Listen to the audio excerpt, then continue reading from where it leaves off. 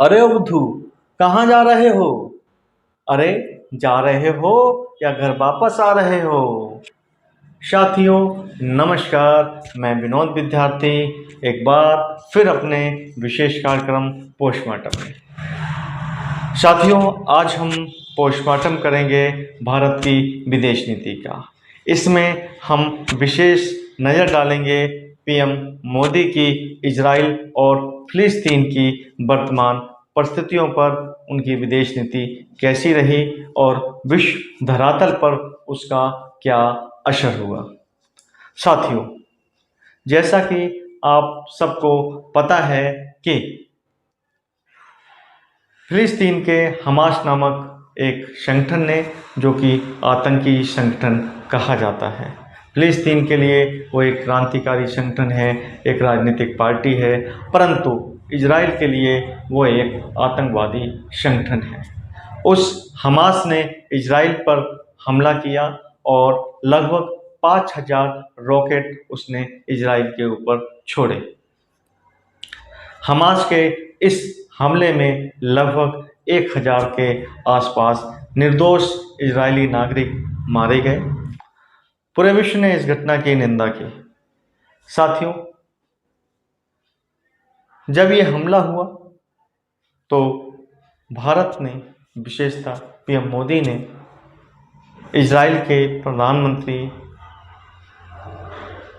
Benjamin Netanyahu को phone किया और उन्हें अपना पूरा समर्थन दिया।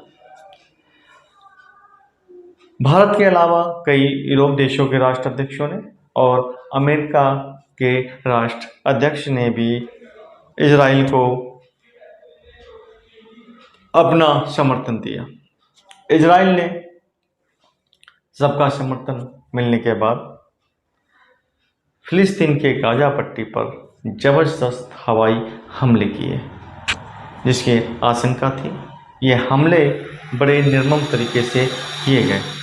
आतंक का बदला आतंक नहीं हो सकता, खून का बदला खून नहीं हो सकता, ऐसा जो लोग कहते हैं वो गलत कहते हैं। यहाँ पर आतंक का मतलब आतंक था, खून का मतलब खून था, इंसान का मतलब इंसान था। अगर वो हमारे निर्दोष इंसानों को मारेंगे तो इजराइल ने भी कहा हम भी उनके निर्दोष इंसानों को मारेंगे। अजीब सी बात है, ये कैसा पागलपन है। और इस पागलपन का साथ दे रहे थे भारत के प्रधानमंत्री पीएम मोदी, वो भी आतंकवाद की आड़ में।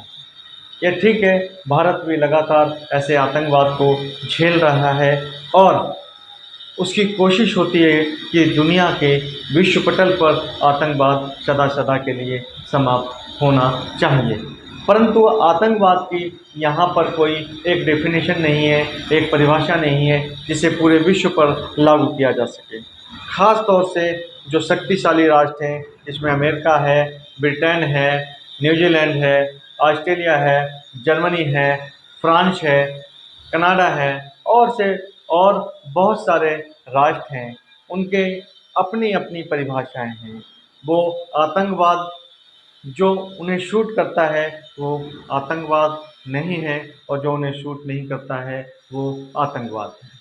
भारत शायद इनके चक्कर में आ गया और पीएम मोदी भी शायद इन सभी राष्ट्रों के चक्कर में आ गए और अपने विश्व गुरु की छवि को चमकाने के चक्कर में बिना कुछ सोचे विचारे दीर्घकालीन इसके परिणाम क्या होंगे, उन्होंने इजराइल को स्पेशली विशेष तौर पर बेंजामिन नेतन्याहू को अपना समर्थन दे दिया।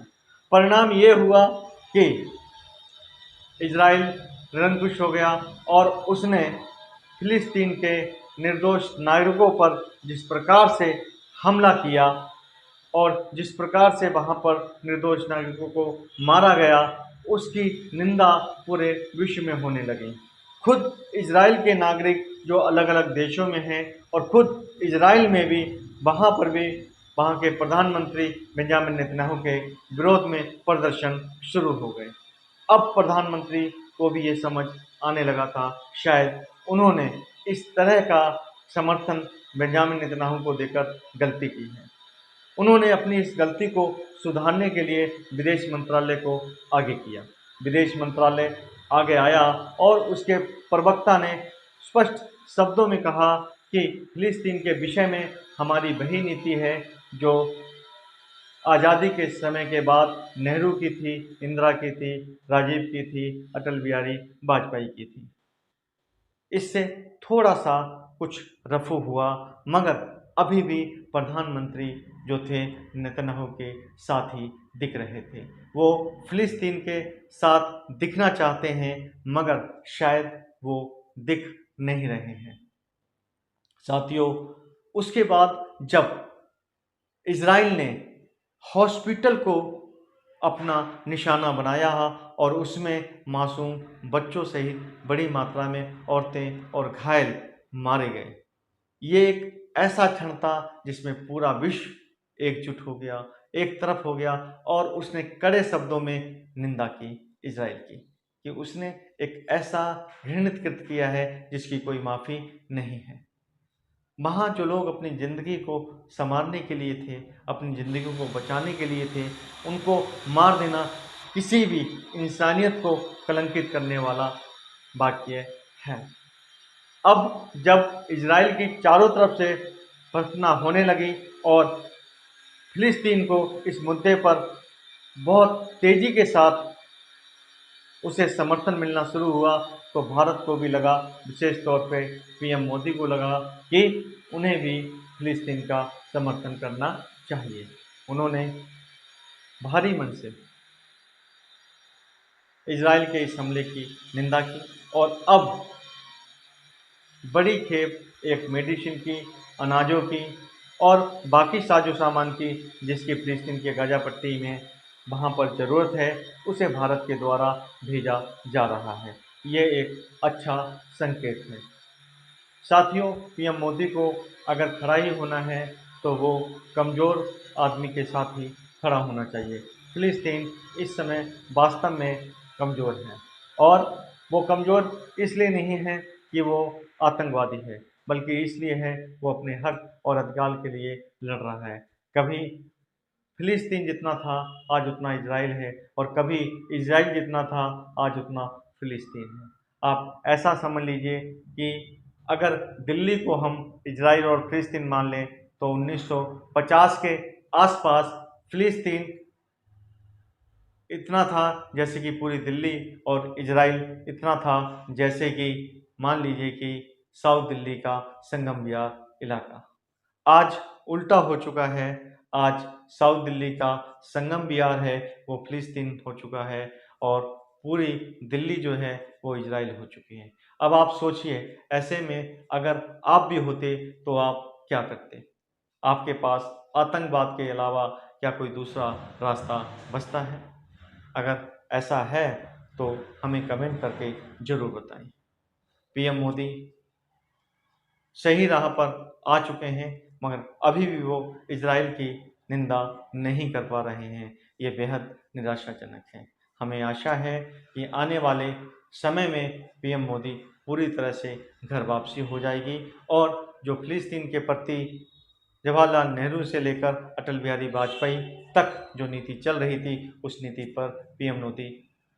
नीति पर पीएम मोदी वापस आ जाएंगे। इसीलिए किसी ने कहा है, सच कहा है कि लौट के बुद्धू घर को आया। साथियों, अगर ये वीडियो आपको अच्छा लगा तो इसे लाइक कीजिए, चैनल को सब्सक्राइब कीजिए, ज़्यादा से ज़्यादा मित्रों को इसे शेयर कीजिए और कमेंट करना ना भूलें। अगली वीडियो में फिर मिलेंगे, तब तक के लिए नमस्कार।